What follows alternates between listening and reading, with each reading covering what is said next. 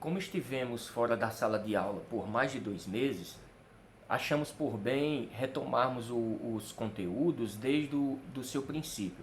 Portanto, inicialmente nós vamos ter uma espécie de revisão daqueles conteúdos que foram dados lá no início do ano, ainda no mês de março. Aí, portanto, vamos começar novamente com este assunto. Primeiro, introdução à história. Primeiro assunto do sexto ano, que visa compreender qual a importância da história enquanto disciplina escolar. Inicialmente, conhecimento histórico vai ser uma ciência, mas que esse conhecimento produzido por essa ciência vai ser transformado em uma disciplina escolar que vai ser estudada pelos alunos desde os anos iniciais ao longo do ensino médio e, dependendo da formação dos alunos, ele pode atingir o ensino superior. Aí vamos lá. Por que estudar história? A história vai ser uma ciência que se reproduzirá com base na compreensão do que aconteceu no passado. O passado da humanidade é o objetivo do estudo de história. E como a história é uma ciência, ela se preocupa tão somente em produzir conhecimento. Este conhecimento histórico vai se reproduzir a partir do resgate de origens do passado da humanidade e os processos de transformação que geraram o desenvolvimento das sociedades humanas. Esse conhecimento histórico, ele vai ter sua reprodução ao longo do tempo a partir do estudo de experiências de cada sociedade, de cada grupo, de cada indivíduo. E também vai se reproduzir a partir da compreensão dos acontecimentos do passado, de acordo com a sua organização temporal e tendo sempre como reflexo os fatos existentes no presente. Portanto, a história vai estar organizada a partir do estudo do passado, mas vai estar sempre interligada à compreensão daquilo que ocorre no presente. Por isso que se diz que a história é a ciência que estuda o passado da humanidade com o seu relacionamento direto com o presente.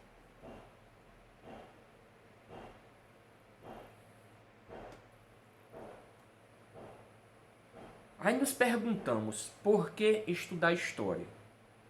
A história vai partir sempre da história pessoal, a história individual de cada um, a vida de cada um.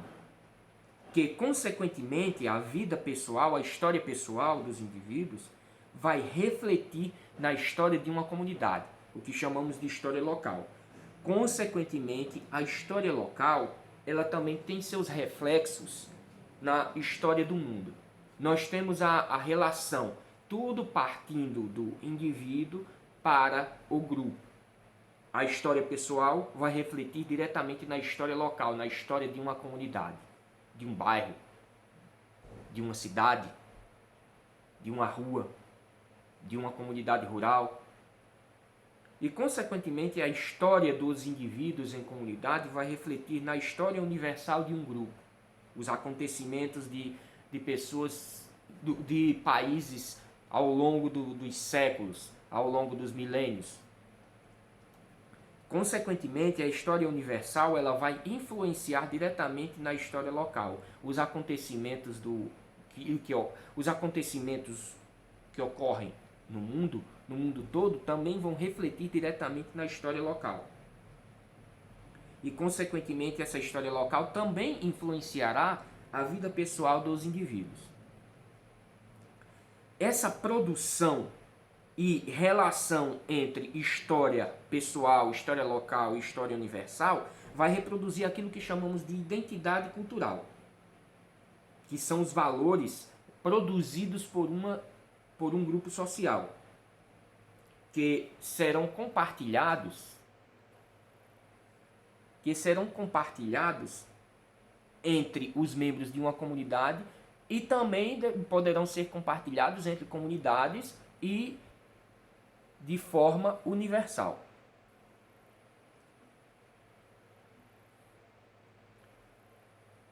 Essa produção cultural vai se organizar ao longo do tempo e, consequentemente, com o passar desse tempo, esse conhecimento vai se reproduzir. E essa reprodução do conhecimento histórico nós vamos chamar de herança cultural. Aquilo que nós recebemos de conhecimento histórico ao longo das gerações. Por exemplo, a língua portuguesa no Brasil. A partir do estudo da língua portuguesa, nós podemos identificar formas de herança cultural.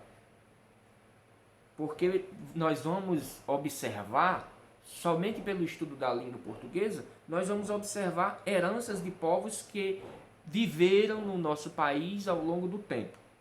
E consequentemente, participaram da história da formação do nosso país. Aí vamos lá. Na língua portuguesa, a língua portuguesa é uma reprodução de conhecimentos linguísticos de povos diferentes que habitaram o nosso território. Nós temos aí o exemplo de palavras de origem indígena. Os indígenas são considerados os primeiros habitantes do território que deram origem ao nosso país. E, consequentemente, eles possuíam um linguajar próprio, possuíam elementos culturais próprios, e a língua deles acabou nos deixando vários desses elementos linguísticos que acabaram sendo incorporados à nossa forma de falar. Da mesma forma, as palavras de origem africana, como vocês observam aí nos exemplos apresentados. Todas essas palavras aí, nós, de alguma forma ou de outra, nós conhecemos elas. Mas muitas vezes nós não sabemos a origem literal delas. Sabemos que falamos, nossa língua é português, nós falamos essas palavras, mas muitas dessas palavras que nós utilizamos em nossa língua, nós não sabemos a origem literal. Temos aí exemplos de palavras de origem indígena e palavras de origem africana.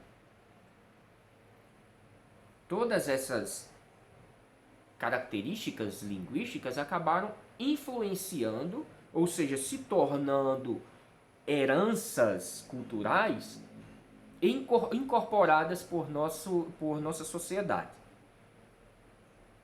Essas heranças vão ser caracterizadas como experiências do passado. Aquilo que foi reproduzido no passado vai ser utilizado por nós no presente.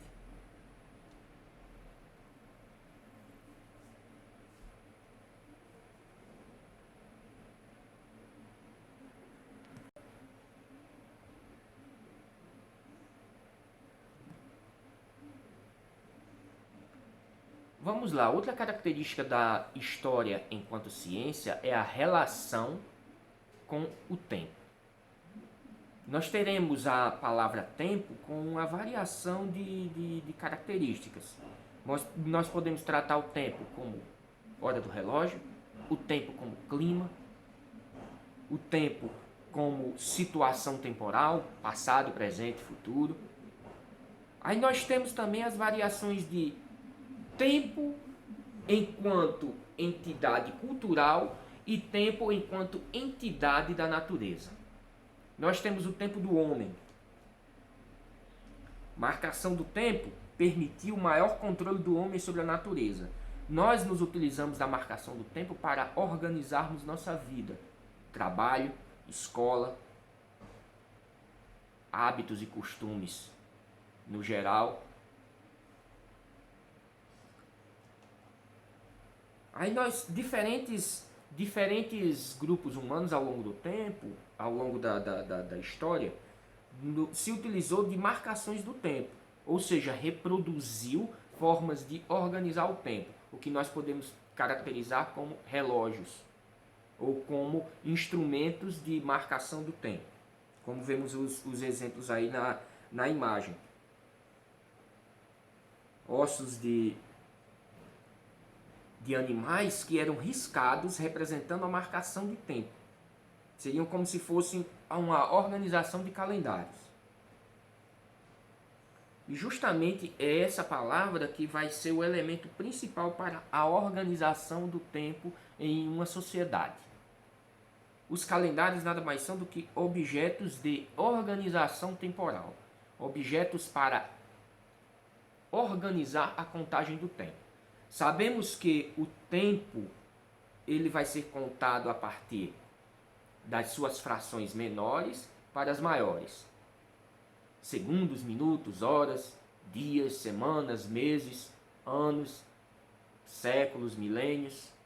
Mas como organizar esta contagem do tempo?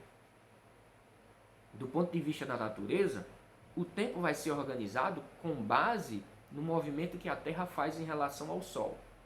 Nós sabemos que os movimentos que a Terra faz no espaço representam as passagens de tempo. O movimento de rotação, cuja Terra faz o seu movimento a partir do seu próprio eixo, representando a duração dos dias e das noites. E o movimento de translação, o movimento que a Terra faz circundando o Sol, representa a passagem dos anos. Aí vamos lá. Um calendário vai se organizar a partir de todo este conjunto de dias, meses, completando um ano.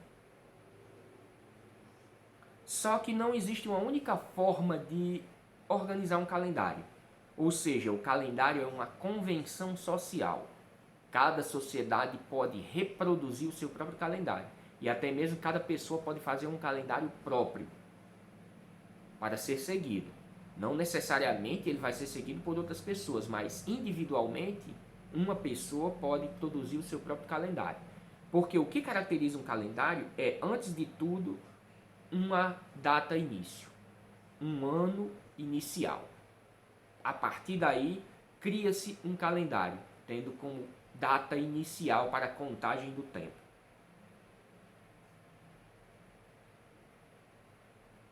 Aí, no caso, as passagens dos dias, dos meses e do ano, ele vai ser organizado com base em movimentos astronômicos. Movimento dos astros, Terra, Sol, Lua. Veja os exemplos aí. Calendário islâmico. O calendário seguido em países como Arábia Saudita, Iraque, Kuwait, Catar, Egito. Ou seja, países de tradição cultural islâmica. Eles vão ser organizados com base no movimento da Lua. Conta-se os dias com base nas fases da Lua. Os meses são organizados a partir da observação do movimento da Lua. O calendário gregoriano leva em conta os movimentos da Terra e do Sol. No caso, o calendário gregoriano, o calendário que nós utilizamos aqui em nosso país e em outros países da região ocidental, da Europa Ocidental e dos Estados Unidos, Canadá, países da América em geral. Já o calendário hebreu e o calendário chinês, o hebreu utilizado em um país chamado Israel, consideram ambos os movimentos dos astros com relação à Terra. No caso, esses dois calendários, os calendários desses dois povos se utilizam das duas formas de organização com base nos movimentos astronômicos, tanto da Terra, do Sol e da Lua.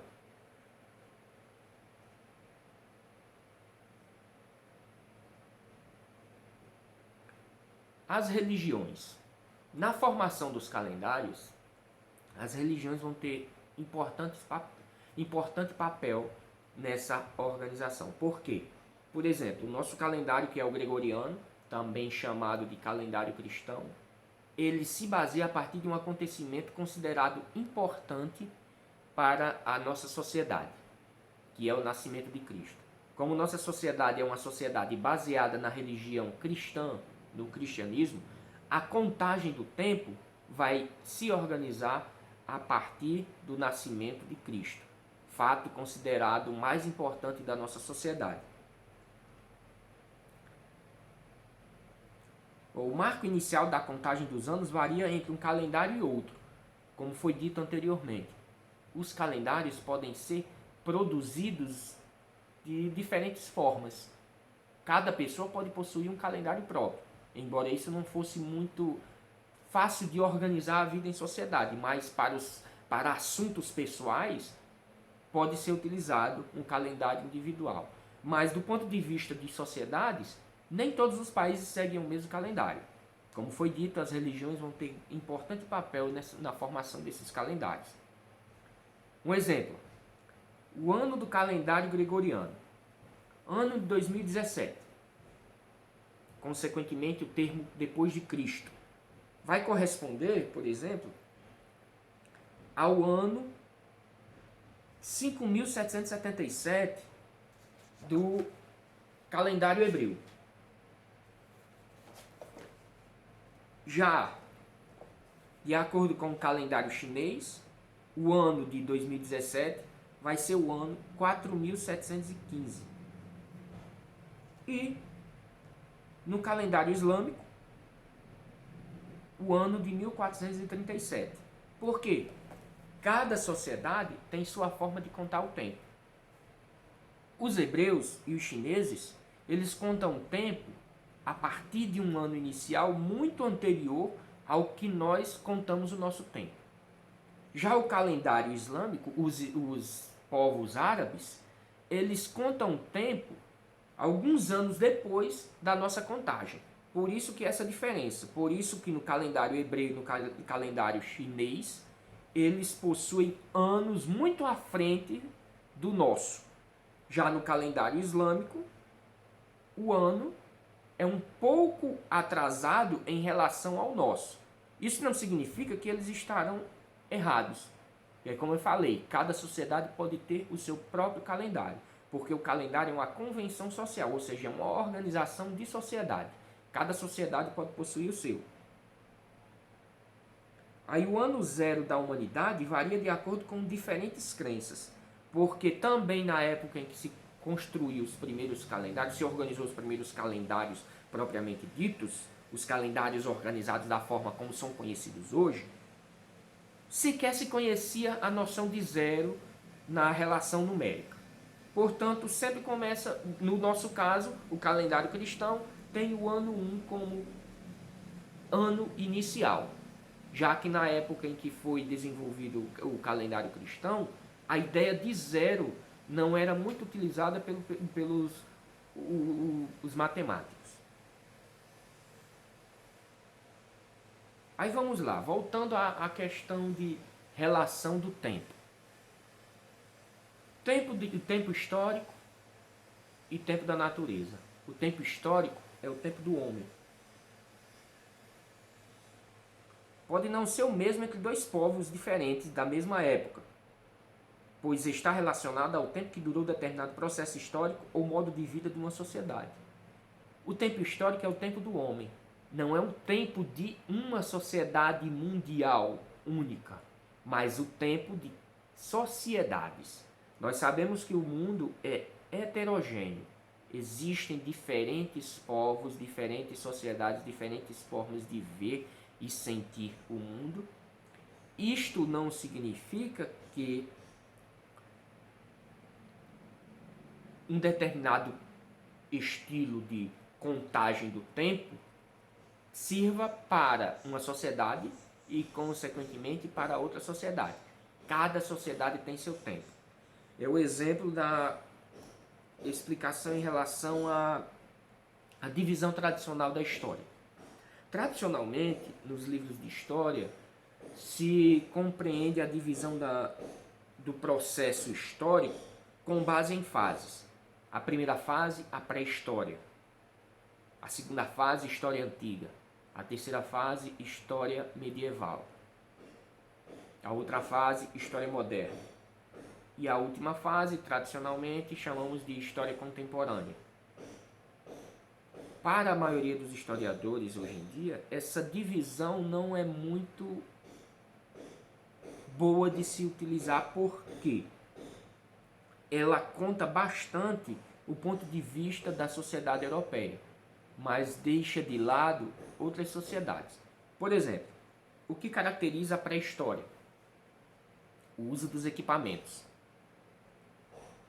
Os humanos se utilizavam de instrumentos feitos de pedra, ossos e madeira. No finalzinho desse período é que os humanos começaram a fundir metais.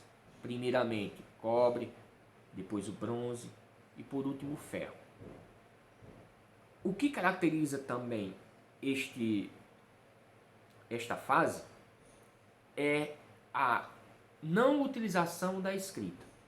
Os humanos não possuíam nesse período uma escrita desenvolvida.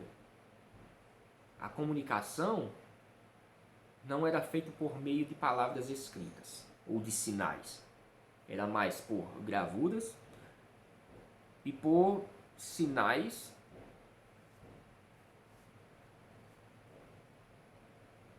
descritos nas paredes, mas que não representavam necessariamente como letras. Aí o que vai caracterizar a fase seguinte vai ser o desenvolvimento da escrita. Só que tem uma questão. Quando falamos em pré-história, nós estamos nos referindo ao período anterior à invenção da escrita. Mas se pegarmos, por exemplo, ano de 1500, ano em que os portugueses chegaram às terras que deram origem ao nosso país.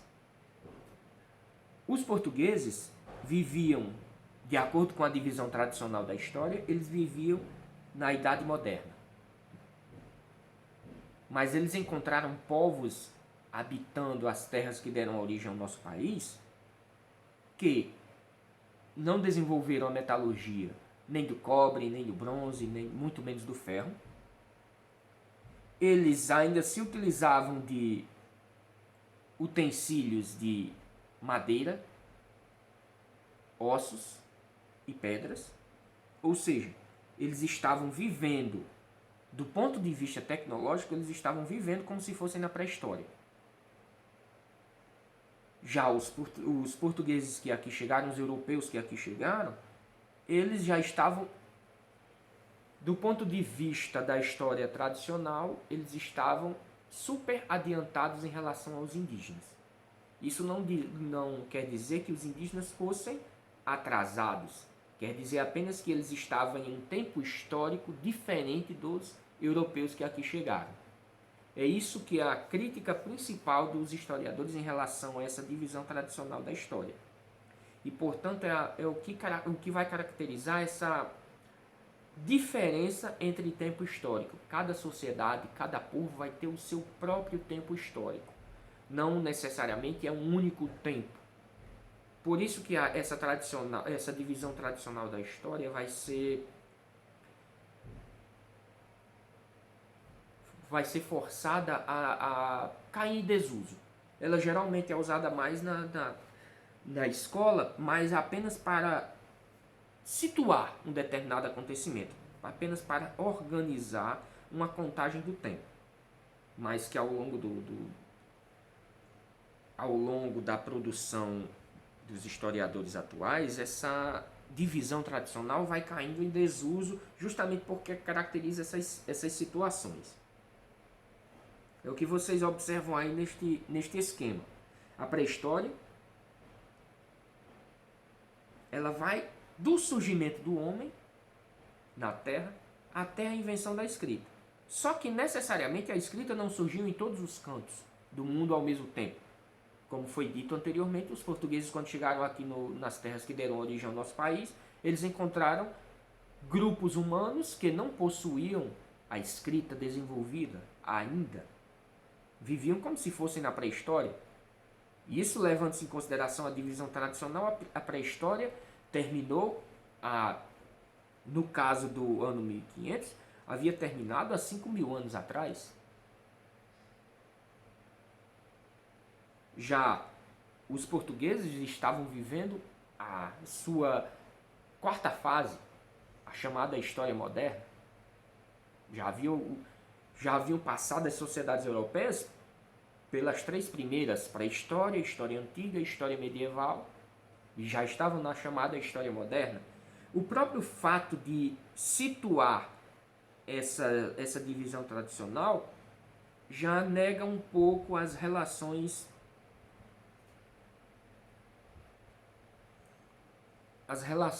sociais. Vamos lá. A pré-história vai ter seu início com o surgimento do homem e, teoricamente, vai ter seu término com a invenção da escrita. Mas é claro que isso não aconteceu num tempo X e iniciou num tempo X e terminou num tempo Y. Não, foi um processo. É tanto um processo, cada povo desenvolveu sua forma de escrita de forma diferenciada. E é tanto que muitos povos do mundo não possuíam ainda este desenvolvimento da escrita. Já a Idade Antiga vai começar a ser chamada de período da história antiga, Idade Antiga ou Antiguidade, a partir do surgimento da escrita, e vai ter seu término, isso por volta de 4.000 anos atrás, e vai ter seu término no ano de 476 depois de Cristo. Consequentemente, a Idade Média, ou História Medieval, vai ter seu início 476 depois de Cristo e vai terminar 1453 da Era Cristã. E aí começa um novo período, História Moderna, que vai até 1789. Isso tradicionalmente é datada dessa forma, não quer dizer que ela começou exatamente aí, mas ela é tratada dessa forma porque foram ocorrendo acontecimentos tidos como importantes para transformações da sociedade mundial. Nesse caso, essa divisão tradicional ela vai estar baseada na história da Europa, do continente europeu. Vai ser uma divisão tradicional baseada na cultura europeia. Por isso que a maioria dos historiadores hoje em dia não gostam muito de usar essa divisão tradicional, porque ela trata quase que tão somente a Europa. Ela não leva em consideração outras partes do mundo, como a América, a África, Oceania, partes da Ásia. Ela diz respeito quase que somente ao continente europeu. Aí justamente cada acontecimento vai marcar um processo de mudança. O que ocorreu de grande mudança para que houvesse uma transformação nas sociedades humanas do passado? Quando os humanos desenvolveram a escrita, pronto, foi um marco para uma transformação. Com a queda do Império Romano do Ocidente no ano 476, toda uma era histórica também se encerrou ali. Esta mudança provocou uma transformação muito grande nas sociedades do mundo naquela época. Diga-se do mundo, as sociedades da região da Europa, que a grande mudança foi basicamente na Europa. Não mudou, a queda do Império Romano não interferiu na vida de povos africanos, por exemplo, não interferiu na vida de povos americanos, até porque eles praticamente não se conheciam, já que na época distâncias eram enormes, meios de transporte muito rudimentares, não podiam conhecer regiões muito distantes, como esses continentes. Já o ano de 1453 foi a queda de um grande império europeu, chamado Império Bizantino, que é o herdeiro do Império Romano do Oriente. Na época, no final do século V, no final do século IV da Era Cristã, o antigo Império Romano havia se dividido em dois grandes impérios, o do Oriente e o do Ocidente.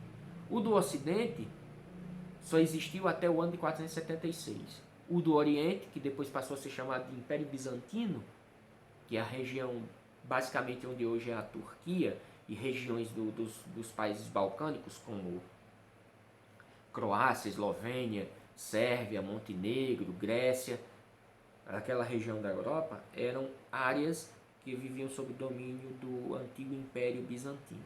Quando chegou o ano de 1453, este Império Bizantino ele foi desarticulado, foi dominado por outros povos, no caso chamados turcos otomanos. Mas isso é assunto muito posterior nosso, não vou me ater a esse assunto, eu vou me ater apenas à mudança que provocou a queda do Império Bizantino. 1453 marcou o início de uma nova era. Da mesma forma, 1789, as mudanças provocadas pela chamada Revolução Francesa, que mudaram a situação do mundo a partir dessa época, dando origem a uma nova fase. E assim vai. Aí, portanto, o tempo histórico vai ser organizado com base do ponto de vista de uma sociedade. Cada sociedade vai ter o seu próprio tempo. Como ele diz aí, está relacionada ao tempo que durou determinado processo histórico ou modo de vida de uma sociedade. Aí, essa divisão tradicional vai estar com base no modo de vida da sociedade europeia.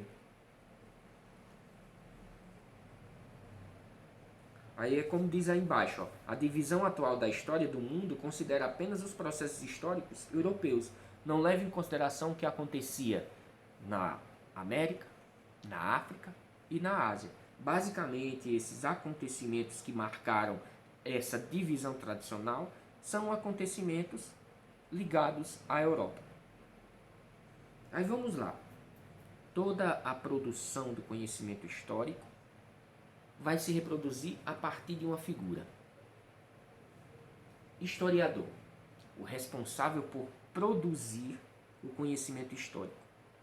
É ele que vai ser o cientista dessa ciência. Como é produzida? O que faz? Como se realiza o ofício do historiador? Antes de tudo, o historiador é produto do seu tempo. Ou seja, ele enxerga os fatos com o modo de pensar de sua época. Isso quer dizer que o historiador de hoje, ele fala sobre o passado, mas a partir do ponto de vista de uma pessoa do século XXI. O historiador do século XIX, ele falava do passado, mas com base no ponto de vista da pessoa do século XIX. Épocas diferentes, 2 séculos de diferença. Por isso que se diz que a história é filha do seu tempo. A reprodução de acontecimentos históricos, a descrição de acontecimentos históricos, ela vai variar de uma época para outra. Se pegarmos livros que falam de determinado assunto, que foram escritos no século XIX, eles serão diferentes de livros que falam do mesmo assunto, mas que foram escritos no século XX. E, consequentemente, os escritos no século XXI também vão ser diferentes. Porque a pesquisa histórica se reproduz com base no tempo em que o historiador está vivendo. Ou seja, a pesquisa histórica é produzida com base no presente. O historiador escolhe um recorte do espaço e tempo. Ou seja, ele pega uma parte do passado em determinado local para estudar. Ele escolhe um determinado aspecto de uma sociedade em uma determinada época. Como ele diz aí, a escolha de grupos sociais em determinado período do tempo é feita a partir de uma finalidade intencionada pelo pesquisador. Escolhe-se um grupo social que vive em determinado local e pega-se um determinado período para estudar sobre esses indivíduos. E a partir desse estudo, vai se reproduzir o conhecimento histórico a partir daquilo que chamamos de fontes históricas. Antes de tudo, temos o recorte de espaço e tempo, local e época. A partir do local e da época, existirá a análise de uma sociedade e esta sociedade vai ser contada a sua história a partir da análise das fontes históricas relacionadas a esta sociedade. E depois da análise dessas fontes históricas, teremos a pesquisa histórica, que também pode contar com a contribuição de outras pesquisas sobre o assunto. O trabalho do historiador vai ser um trabalho conjunto. Historiadores vão se utilizar de conhecimento produzido por outros historiadores, ou da mesma época, ou de épocas diferentes. Mas sempre o trabalho individual do historiador vai se reproduzir a partir do conhecimento que ele tem, a partir da compreensão de mundo que ele tem no agora. Aí vamos lá. O que são fontes históricas? Tudo aquilo que pode ser utilizado para a compreensão de determinado aspecto de uma sociedade. Como se dá a leitura das fontes? O que é que uma fonte informa? Toda e qualquer informação que tiver em determinado elemento, seja um elemento físico, seja um elemento cultural. Aí qual foi a intenção da pessoa que a produziu? Uma simples fotografia serve como fonte histórica para se observar aspectos da natureza humana daquele período e também para se observar determinados hábitos e tentar se descobrir qual a intenção da existência deste elemento que foi repassado de um determinado que foi repassado de uma determinada época para a atualidade, por exemplo. Para que serve a leitura destas fontes? Qual o intuito de se observar essa compreensão de elementos deixados de sociedades passadas para nós? E não necessariamente de sociedades passadas, mas mesmo da família, de uma geração para outra. Aí quando e onde ela foi produzida, no caso dessas fontes. Quando, em que época foi, se é um passado distante, se é um passado mais próximo. Aí vamos para os diferentes tipos de fontes.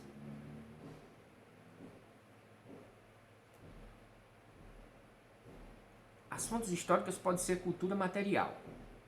No caso, os artefatos arqueológicos, os objetos deixados por sociedades do passado e que são encontrados a partir de pesquisas arqueológicas, nos chamados sítios arqueológicos locais, onde estudiosos começam a observar a presença humana nessas áreas e, consequentemente, se buscam objetos existentes da época em que se quer estudar.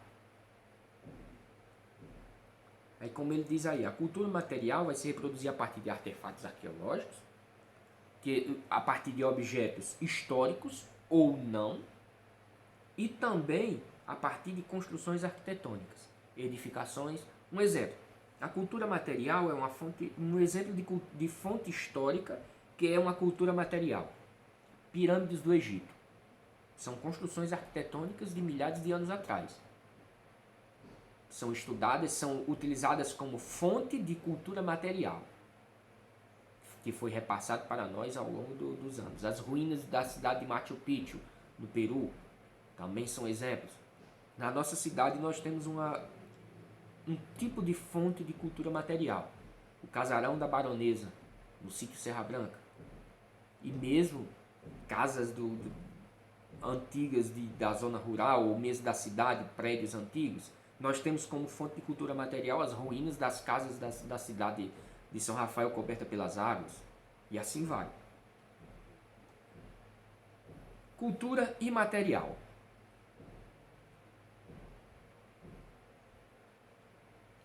Todos aqueles elementos que não são necessariamente concretos. Nós temos como elemento de cultura imaterial as manifestações culturais tipo como culinária, as festas, a música, a dança. A boa e velha receita de bolo da vovó é um tipo de cultura imaterial. As festas juninas, por exemplo, na nossa região, são exemplos de cultura imaterial. É um elemento, é uma fonte histórica que não é necessariamente algo concreto que se pega.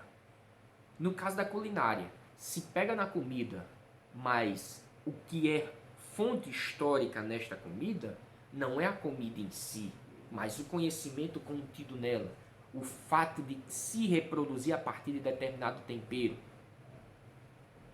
a música tocada ou cantada, a dança, as danças culturais, o frevo, ciranda, maracatu, o forró, ou até mesmo o funk, é também um estilo de fonte histórica que é cultura imaterial. E também a história oral, os relatos, as lendas, os causos contados pelos mais velhos são exemplos de cultura imaterial, as anedotas, piadas, ditados populares. Documentos históricos. Os documentos oficiais, ofícios, memorandos, declarações,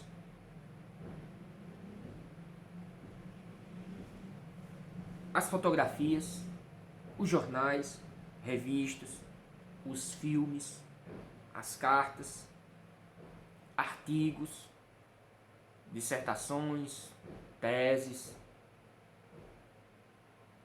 tudo aquilo que foi utilizado a partir da palavra escrita é uma fonte histórica, que são documentos escritos.